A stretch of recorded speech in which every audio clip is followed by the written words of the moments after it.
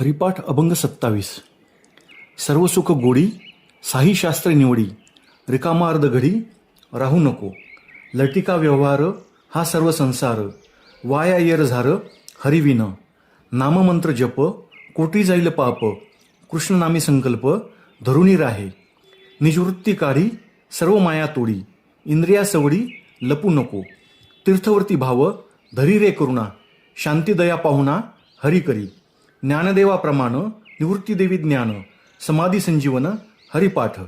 अर्थ: सर्व सुखांची गुढी ज्यात साठवलेली आहे आणि 6 शास्त्रांनी जे सार म्हणून निवडलेले आहे ते हरिनाम घेतल्याशिवाय तू अर्धा क्षणही राहू नकोस. कारण हा सर्व संसार मिथ्या किंवा खोटा आहे. हरी वाचून या जन्ममरणाचा फेराही व्यर्थच आहे. हरिनाम मंत्राचा तू जप कर म्हणजे कोट्यावधी पापे नाहीशी होतील. म्हणूनच कृष्णाचे नाम उच्चारण्याचा हेतू मनात बाळगावा. स्वतःच्या वृत्तीला संसारातून काढून टाकावे आणि भ्रम निर्माण करणारे सर्व मायेचे पाश तोडून टाकावेत. विषयात गुंत नये हा इंद्रियांचा स्वभाव आहे अशी मनाची कल्पना करून त्याच्या मागे आपण लपू नये. पवित्र तीर्थे आणि व्रते यासंबंधी श्रद्धा ठेवावी. मनात नेहमी दया शांती करुणा असू द्यावी. अशा रीतीने हरीला पाहुणा म्हणून प्रिय करून घ्यावे. हरिनामाचे पठण समाधीला संजीवनी देणारे म्हणजेच जीव आणि ब्रह्म यांच्या ऐक्याची भावसमाधी प्राप्त करून देणारे आहे. हे ज्ञान निवृत्तीनाथांनी दिले आहे ते मला प्रमाणभूत आहे असे ज्ञानदेव सांगतात. हा हरिपाठाचा शेवटचा भाग असून माऊली यात सर्व हरिपाठांचे सार आणि साधन व साध्याचा सर्वांगीण विचार सांगत आहेत. शब्द स्पर्श रूप रस व गंध हे पंचविषय मार्ग आहेत. यासाठी कुरंग मातंग पतंग मीन व भृंग यांचा दृष्टांत प्रसिद्ध आहे.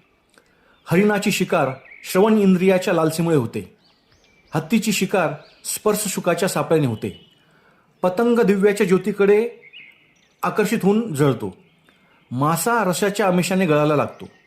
तर भवरा सुगंधाच्या लालसेने कमळाच्या पाकळीत मरून मरतो.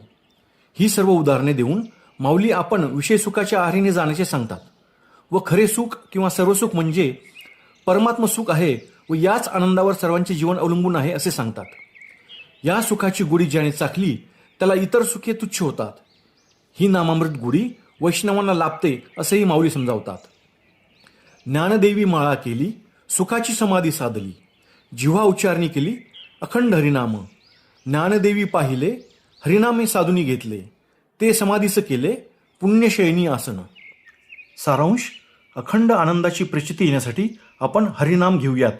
हरिमुखे म्हणा हरिमुखे म्हणा पुण्याची गणना